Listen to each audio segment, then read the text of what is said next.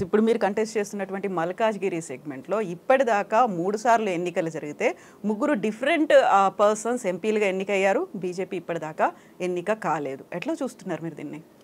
నేను ఇంతకుముందు చెప్పిన చూసిండ్రా, ఇవాళ ఈ మల్కాజ్గిరి పార్లమెంట్ సెగ్మెంట్ అనేది ఒక మినీ ఇండియా లాగా ఉంటుంది. అన్ని రాష్ట్రాల ప్రజలతో పాటుగా తెలంగాణ అన్ని జిల్లాల ప్రజలు కూడా ఇక్కడ ఉండే ఆస్కారం ఉంటుంది. చదువుకున్న వాళ్ళు, రిటైర్డ్ ఉద్యోగులు, వ్యాపార వర్గాలు ఎంత సెటిలర్స్ అడ్డా కాబట్టి చైతన్యం ఎక్కువ, ఆలోచన ఎక్కువ.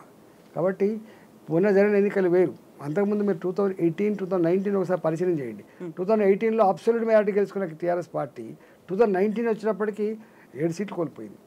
ఏంటంటే అందుకనే 3 నెలలకే 7 సీట్లు కోల్పోయింది. అందుకనే ఎప్పుడు కూడా ప్రజలు ఒకే వైపు ఉంటారు, మూసలో పోసినట్టు ఉండరు.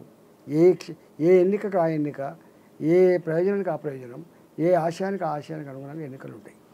సో ఇప్పుడు మల్కాజ్గిరి అసెంబ్లీ సెగ్మెంట్ మీరు అన్నట్టుగా ఒక mini India, at the same time అతిపెద్ద నియోజకవర్గం.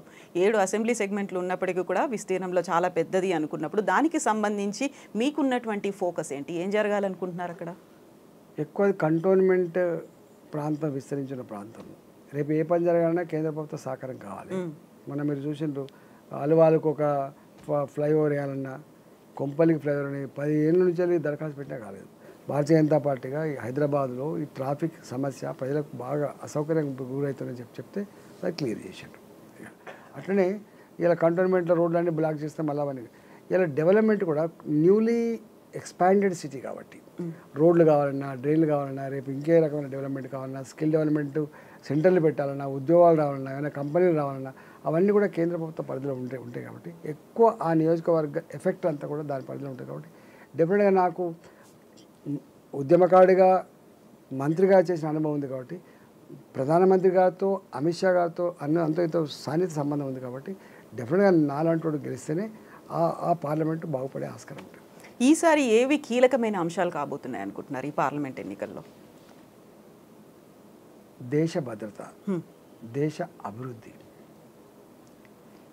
దేశ ప్రజల విశ్వాసాలు, దేశ ప్రజల సంస్కృతి సాంప్రదాయాలు, ఆర్థిక ప్రగతి, ఇవాళ అన్నిటికీ మిక్కిలి ప్రశాంతత, ఇవన్నీ కీలకమైన, ఇవన్నీ మోడీ గారి హయాంలో మాత్రమే జరుగుతూ ఉంది.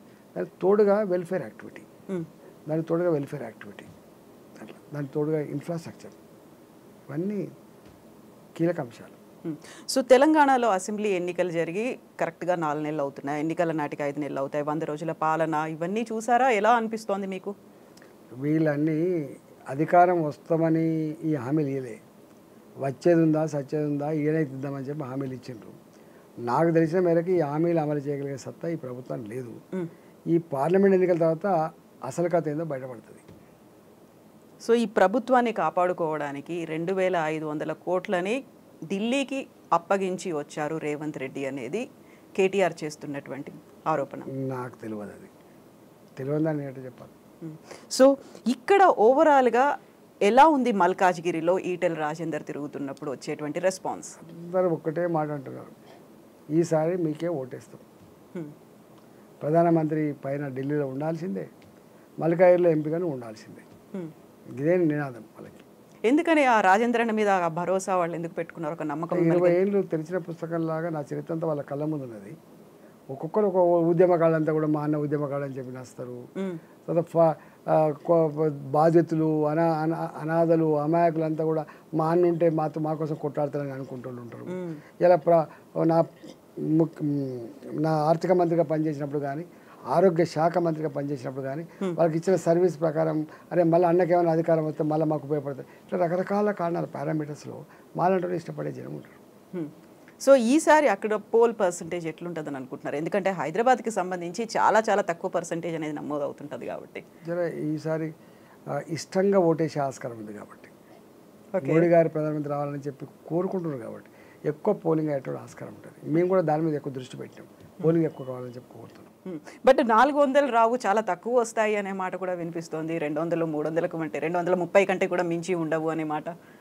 ఇక గట్నే అంటుంటారు వాళ్ళు. గట్నే మొన్న చెప్పింది కదా, మధ్యప్రదేశ్ ఓడిపోతున్నారు, రాజస్థాన్ ఓడిపోతున్నారు, మునుపడంతా లేదని చెప్పిండ్రు. ఎవరు గెలిచింది? ఛత్తీస్గఢ్లో అయితే సమస్య లేదు, మళ్ళీ వాళ్ళే వస్తున్నారు. ఎవరు గెలిచిండ్రు? సో తెలంగాణలో 17 పార్లమెంట్ స్థానాలు ఎన్ని వస్తాయి అనుకుంటున్నారు? 12 పైన వస్తాయి మాకు. 12 వస్తాయి. సో కొంచెం కష్టపడితే 16 కూడా గెలుస్తామని మొన్న అమిత్ షా అన్నట్టున్నారు. కష్టపడితే అంటే మాకు ప్రజల సహకారం అయితే ఉంది, ప్రజల పర్సెప్షన్ కూడా బిల్డప్ అయింది. మేము ఎంత కష్టపడితే అంత ఫలితం వచ్చే ఆస్కారం అయితే ఉంది. సో ఈటెల రాజేందర్ మల్కాజ్గిరిలో గెలిచిన తర్వాత కేంద్ర మంత్రి అవుతాడు అని మీ అనుచరులు కార్యకర్తలు చెప్తున్నారు. తెలియదు, ఒక పాజిటివ్ ఫీల్ వాళ్ళ దగ్గర ఉంది. అంటే వాళ్ళ అభిప్రాయాన్ని నేను ఎట్లా పసిగడతా, రెండోది నేను ఎట్లా వాళ్ళను వద్దు కాదని ఎట్లా అంటే చెప్పండి, నాకేం అధికారం ఉంటుంది? ఎక్కడనో నాకు తెలియదు. నేను ఎంపీ గెలవాలని కోరుకుంటాను అంతే తప్ప నా మీద పెట్టిన బాధ్యత ఎంపీ గెలవడం, గంత మేరకే నచ్చు. సో ఈసారి మీరు ఇంకా బాధ్యతలు తీసుకొని మిగతా మా పార్లమెంట్ సెగ్మెంట్లలో కూడా తిరిగి వస్తున్నారు, వాళ్ళ కోసం కూడా క్యాంపెయిన్ చేస్తున్నారు. ఎందుకంటే లాస్ట్ టైం ఫస్ట్ ఫేజ్లో అయింది, ఈసారి మాత్రం ఫోర్త్ ఫేజ్లో అవుతుంది కాబట్టి చూడాలి మరి. అంటే మా వాళ్ళు ఎక్కడ పిలిచి నువ్వు రావాలి అంటే ఎక్కడ పోతా, కానీ అదర్వైజ్ నేను మల్కాజ్గిరినే ప్రచారం చేసుకుంటాను. దెన్ వాట్ అబౌట్ హైదరాబాద్లో ఎట్లుంది పరిస్థితి? బాగుంది, మునుపటి కంటే బాగుంది. ఇవాళ భారతీయ జనతా పార్టీ 17 స్థానాలలో గెలిచేదా లేదా అని పోటీ చేస్తుంది, గెలవాలని పోటీ చేస్తుంది. సో మీరు ఇప్పుడు చెప్పిన 12లో హైదరాబాద్ కూడా ఉందా? లేదు, అంటే గెలవాలనుకుంటున్నాం మేము. 17 గెలవాలనుకుంటున్నాం, 12 మాత్రం పర్ఫెక్ట్ ఉన్నాయి. అంటే ఎగ్జారేషన్తో చెప్పాల్సి అక్కర్లేదు కదా, సర్వేలు ఉంటాయి, పర్సెప్షన్ ఉంటుంది, అక్కడ మా కార్యకర్తలు మా నాయకుల బలం ఉంటుంది, ఇవన్నీ చూసి చెప్తున్నాను నేను. వాతావరణం ఉంది, మంచిగా కష్టపడితే అంతరం వెళ్తాం. సో మంచి కష్టపడితే అన్ని చోట్ల గెలుస్తారు అనుకున్నప్పుడు బయట నుంచి వచ్చిన వాళ్ళకి ఎందుకు బీజేపీ ఇచ్చింది అనేటువంటిది కూడా వినిపిస్తుంది. ఇక్కడ ఉన్నటువంటి సీనియర్లను కాదని, కనీసం కార్యకర్తలని లీడర్లుగా ఎందుకు ఎదగనివ్వలేకపోయింది, వాళ్ళకి ఎందుకు అవకాశాలు ఇవ్వలేకపోయింది అనేది కూడా వస్తారండి. ఒకసారి అధికారంకి వస్తే మా వాళ్ళు అంతా పైకి వస్తారు.